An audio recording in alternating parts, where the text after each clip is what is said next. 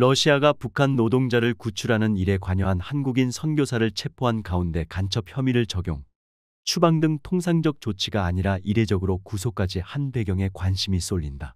러시아는 해당 선교사가 국가 기밀을 외국 정보기관에 넘겼다는 이유를 댔지만 이면에선 러시아 내 북한 노동자를 접촉하거나 탈북을 돕는 개인 단체에 대한 압박 효과를 노렸다는 분석이 나온다. 수년간 노예 노동 불만 폭발하고 있다. 이는 해외에 파견된 북한 외화벌이 노동자들의 민심 이반 현상과 무관치 않아 보인다. 현재 중국, 러시아 등에 흩어진 북한 노동자들은 코로나19로 국경이 봉쇄된 탓에 고향으로 돌아가지 못하고 장기 체류한 경우가 대다수다. 수년간 인력 교체가 이뤄지지 않고 버는 돈 대부분을 당국에 상납하다 보니 불만이 누적될 수밖에 없는 환경이었다는 지적이다. 지난 1월에는 중국 지린성에서 2천여 명의 북한 노동자들이 임금 체불에 반발하며 나흘 동안 봉제 수산물 가공 공장을 점거하고 폭동을 일으켰다는 주장이 북한 외교관 출신의 탈북민인 고용환 통일부 장관 특별보좌역으로부터 제기됐다. 당시 사건과 관련해 노동자들에게 인질로 잡혔던 관리직 대표는 폭행당한 끝에 결국 사망했다는 보도까지 나왔다. 이어 지난달 중국 단둥에서도 북한 노동자 수십 명이 고향으로 돌려보내달라며 출근을 거부했다고 조한범 통일연구원 선임연구위원이 주장했다. 국가정보원은 중국 지린 성과 단둥 내 소요 사태가 발생했다는 주장에 대해 해외 파견 북한 노동자들의 열악한 생활 여건으로 말미암아 다양한 사건 사고가 발생하고 있어 관련 동향을 주시 중이라고 밝혔다. 정보 사안에 대해서는 언급 자체를 하지 않는 기존 입장과 달리 북한 노동자들의 불만 표출이 실제로 있었다고 사실관계를 확인한 셈이었다. 러시아도 열악하긴 마찬가지. 러시아의 경우 중국과 비교해 북한 노동자들이 비교적 자유롭게 일터 안팎을 오갈 수 있다곤 해도 상황이 열악하긴 마찬가지다. 탈북민을 돕다 2013년 러시아에서 추방당한 한 선교사는 러시아산, 블라디보스토크, 하바롭스크, 모스크바 등 전역에 북한 노동자들이 흩어져 있다며 이들 대부분이 번 돈의 75%는 당국에 무조건 바쳐야 하는 상황인데 북한에 남아있는 가족들에게도 돈을 가져다 주려 하다 보니 자신은 1년에 $100 정도만 쓰며 몹시 어렵게 생활한다고 말했다. 우크라이나 전쟁 국면에서 북러가 밀착하면서 북한 노동자들에 대한 통제가 강화됐다는 지적도 있다.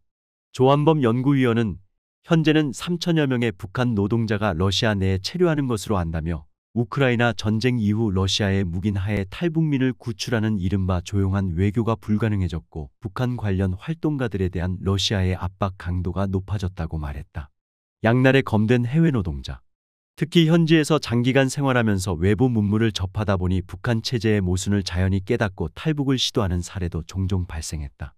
이처럼 북한 정권의 핵심 돈줄로 역할하던 해외 노동자가 예상치 못한 일탈 행위로 체제를 위협하는 양날의 검이 될 상황에 처하자 김정은의 고심도 그만큼 깊어졌을 거란 지적이 나온다. 수년간 해외 생활을 한 뒤 돌아온 노동자들이 일반 주민들에게 외부 정보를 전하는 창구가 된다는 점도 북한 정권에겐 부담이다. 정부 산하 국책연구기관인 통일연구원은 지난달 20일 보고서에서 북한 해외 노동자의 집단 파업 사태는 북한판 노동운동의 태동이라고 관측했다. 이와 관련 북한이 해외 체류 노동자들을 대상으로 사상교육을 강화하는 정황도 포착됐다. 지난해 4월 중앙일보가 입수한 사진에는 블라디보스토크에 파견된 북한 노동자들이 숙소에서 김씨 일가 우상화 영상물을 시청하는 장면이 담겼다. 그러나 만성적인 경제 위기에 직면한 북한으로선 제재로 각종 외화벌이가 틀어막힌 와중에 우회로를 통해 숨통을 틀 수 있는 노동자의 해외 파견을 포기할 수도 없는 노릇이다. 북한은 러시아에 낙후한 극동 지역을 개발하고 더 길게는 종전 이후 러시아 측의 재건을 돕기 위해 노동자를 대거 파견하려는 구체적인 계획을 수립하고 있는 것으로 파악된다. 한국 국적 선교사 구속이 이런 김정은의 딜레마와 무관치 않다는 분석도 그래서 나온다. 북한 해외 노동자의 일탈 신호가 감지되자 러시아와 중국 등 우방국의 사법당국까지 적극적으로 움직였을 가능성이다. 실제 러시아가 탈북민 지원에 관여하던 한국인에게 최대 징역 20년까지 선고할 수 있는 간첩 혐의를 적용한 건 그 자체로 경고 메시지로 볼 여지가 크다. 블라디보스토크 현지 소식통은 한인 선교사가 모스크바에 끌려간 건 처음이라 혹시라도 법에 걸릴까봐 다들 몸을 낮추고 조심하는 분위기라고 전했다. 외화벌이 일꾼들 귀국하면 이제는 김정은에 맞서는 법을 배웠다. 그리고 소문은 바로 퍼진다. 북한이 붕괴하는 것은 순식간이다. 김정은은 13년에 나오자마자 북한 주민들을 잘 통제하면서도 외화도 벌고 선진 제도와 기술과 자본을 도입할 개성공단의 길부터 끊어버렸다. 그리고는 해외 노동자 파견으로 외화를 벌 수 있는 다른 대안이 있겠지 착각을 했었다. 그러나 해외 파견 외화벌이가 그리 체제 유지에 유리하면 왜 김정일은 그걸 잘 허용하지 않았는지를 몰랐다. 김정은 체제는 지도부의 지나친 무지로 인해서 지속적인 경제 발전이 불가능하기 때문에 망하기 일보 직전이다. 핵무기 100개 만들어 배치해봐야 아무 소용이 없다. 이런 얘기 아무리 해봐야 정은이는 알아들을 지성이 아예 없다. 바보도 왕이 될 수 있는 세습제의 폐해인 것이다. 또한 푸틴, 북자체 해구산 갖고 있어 김정은 원했던 그 말 나왔다. 블라디미르 푸틴 러시아 대통령이 북한은 자체 해구산을 가지고 있다고 말했다. 북한을 사실상 핵보유국으로 인정한 것처럼 들릴 여지가 있는 발언이라는 지적이다. 푸틴은 13일 러시아 언론 로시아, 리아 노보스티 등과 인터뷰에서 북한은 우리에게 어떤 것도 요청하지 않았다며 이같이 말했다. 해당 발언은 러시아가 유엔 안전보장이사회 제재에 따라 금지된 핵 관련 기술을 북한에 이전할 가능성을 반박하려는 취지에서 나온 것으로 보인다. 지난해 9월 푸틴과 김정은이 정상회담을 한 뒤 북한이 탄약과 포탄을 러시아에 대거 공급하고 있는데 북한은 반대급부로 러시아로부터 고급 기술 전수를 원하고 있기 때문이다.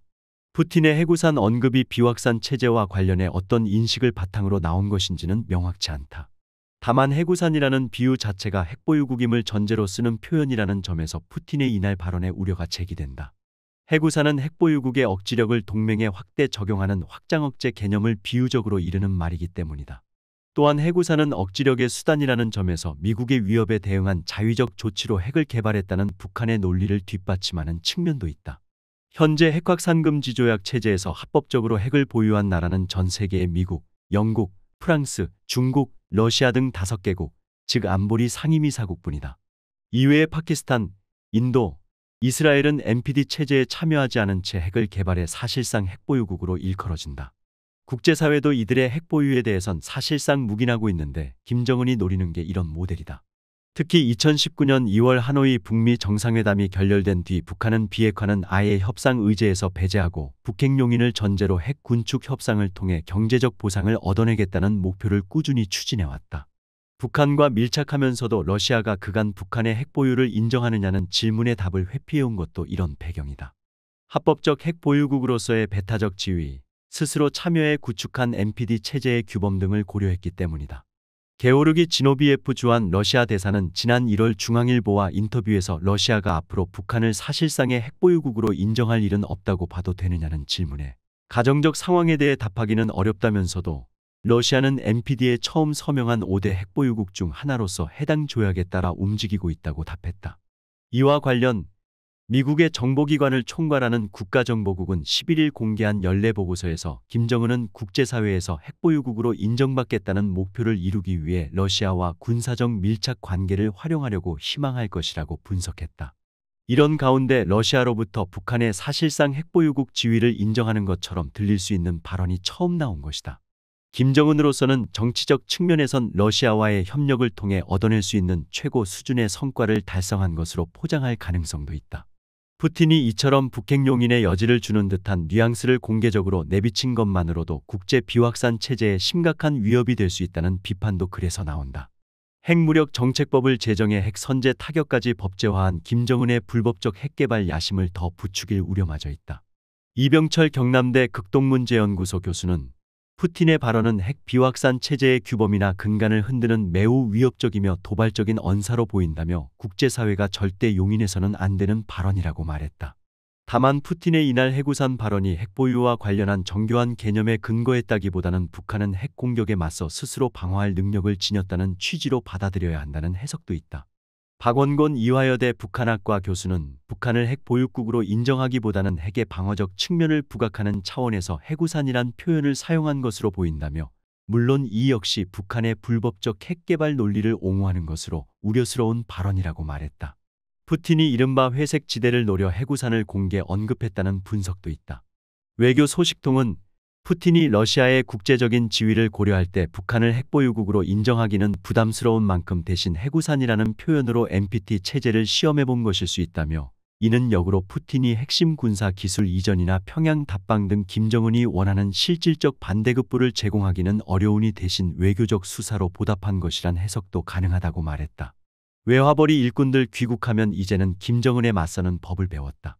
그리고 소문은 바로 퍼진다. 북한이 붕괴하는 것은 순식간이다. 정성산 TV 좋아요, 구독, 알림은 큰 힘이 됩니다. 후원해주시는 모든 분들께 가열차게 멸공.